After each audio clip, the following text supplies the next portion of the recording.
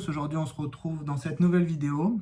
On va parler des drops, comment bien régler ces drops avec les cales multifonctions sismiques et la jauge sismique qui me sert pour les drops et aussi pour la hauteur de caisse. J'aurai besoin aussi de la radio pour brancher la voiture, l'émetteur à la radio pour avoir les roues droites lors du réglage des drops du train avant.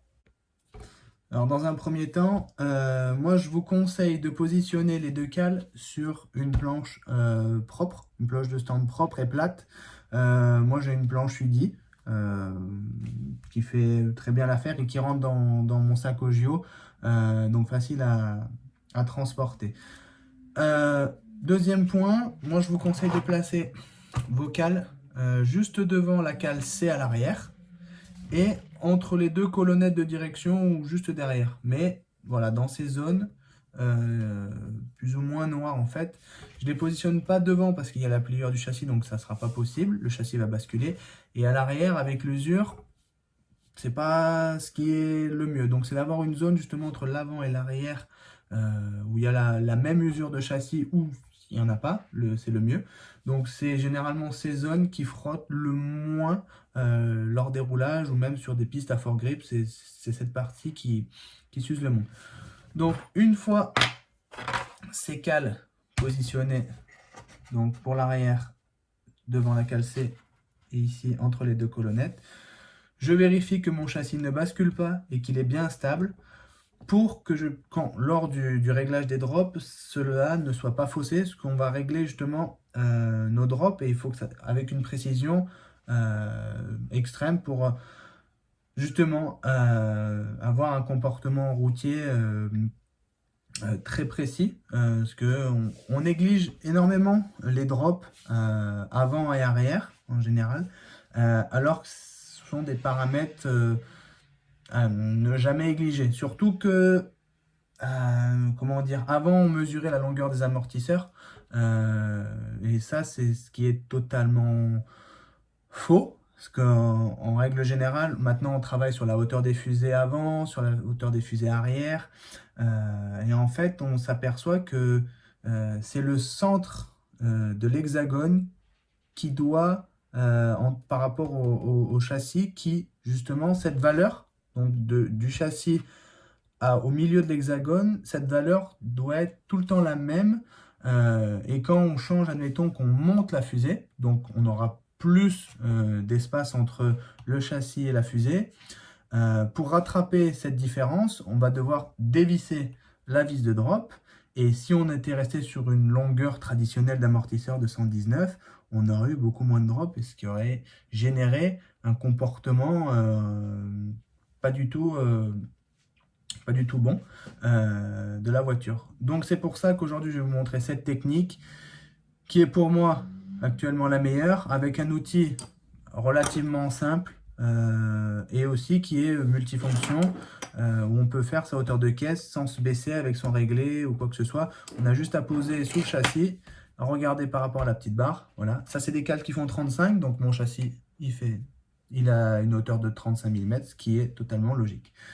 Voilà, on va passer à l'étape comment bien régler ces drops en vue de côté.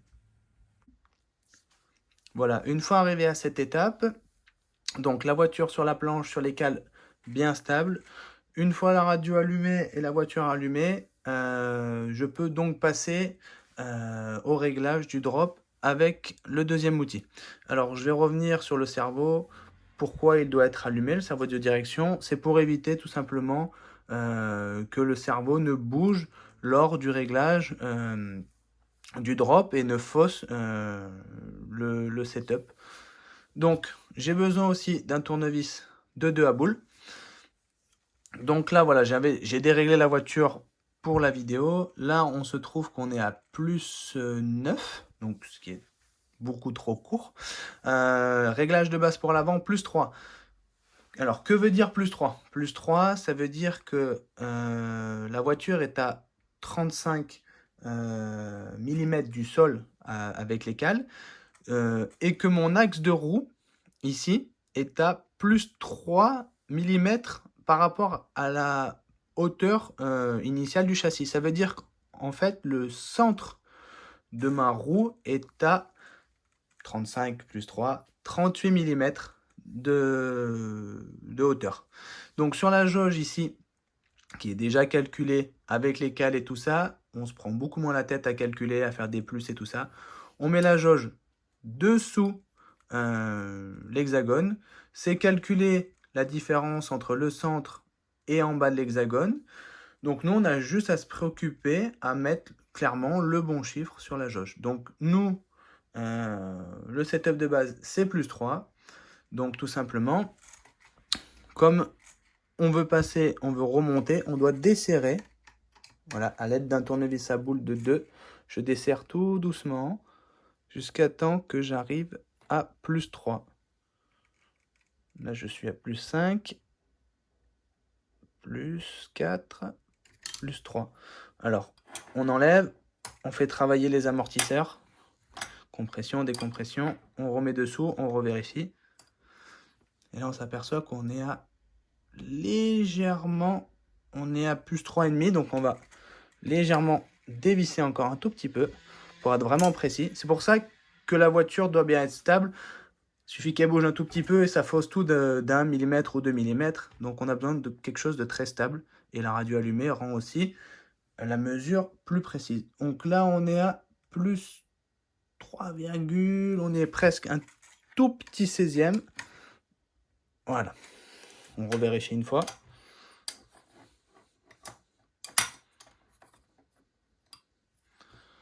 Et là, on s'aperçoit qu'on est exactement... Hop, on est exactement à plus 3 ici. Voilà pour l'avant. On va passer maintenant à l'arrière. Voilà, une fois le train avant fini, on peut passer donc au train arrière. Donc, le réglage de base à l'arrière, c'est moins 6. Donc voilà, par rapport au train avant, donc ce qu'on peut revenir, c'était donc le châssis est sur des cales de 35 mm et là on veut moins 6 par rapport au châssis. Ça veut dire que le centre de la roue ici sera plus bas de 6 mm. Donc une hauteur entre guillemets de la planche au centre d'hexagone de 29 mm. Mais avec l'outil, beaucoup plus simple, on ne se casse pas la tête, on va dans les moins 6, on mesure sous l'hexagone et on obtient un réglage optimal et surtout rapide. Alors, ici, elle était déjà réglée à moins 6. On va la dérégler. Donc, on va desserrer. On va faire un petit tour. Voilà. Donc, on s'aperçoit que quand on desserre, ça tombe. Donc là, on passe à moins 9. Donc, voilà. Là, on va devoir resserrer au fur et à mesure, comme tout à l'heure sur le train avant, pour tomber à moins 6. Donc là, je serre. Encore un tout petit peu. Voilà. Une fois ça, je comprime et je décomprime les amortisseurs. Je contrôle. Je suis à moins 5. C'est important de comprimer et décomprimer parce que la hauteur varie un tout petit peu et ça permet de contrôler. Donc là, je desserre un tout petit peu pour refaire monter. Là, on est à moins 6. Compression, décompression.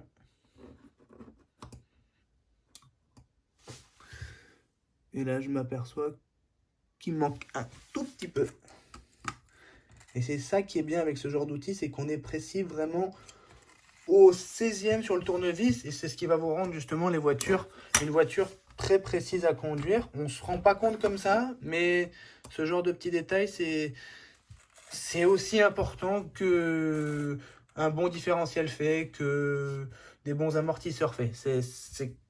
Tout est important et rien ne doit être négligé, surtout quand on a les outils disponibles et surtout à un prix relativement correct pour régler sa voiture au mieux. Donc là, on s'aperçoit qu'on est à moins 6, que sur le train avant, on est à plus 3.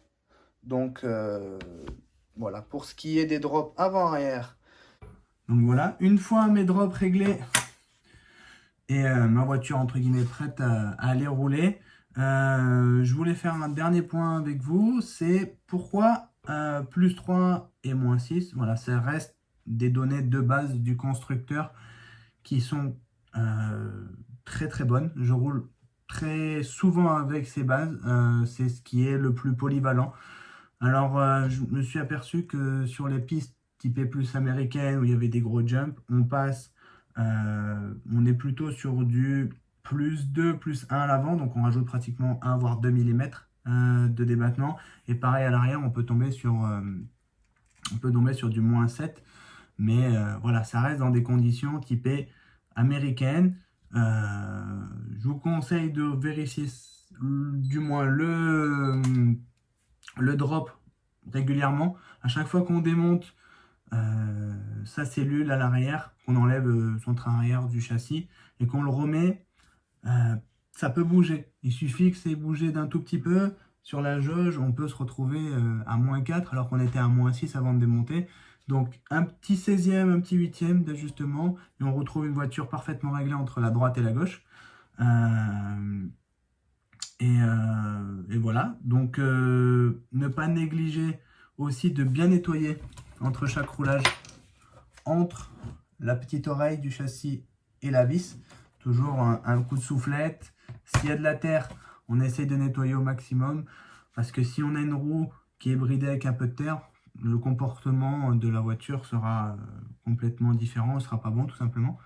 Donc voilà, c'était le tuto du jour, comment bien régler ses drops. Je pense que c'est quelque chose d'important.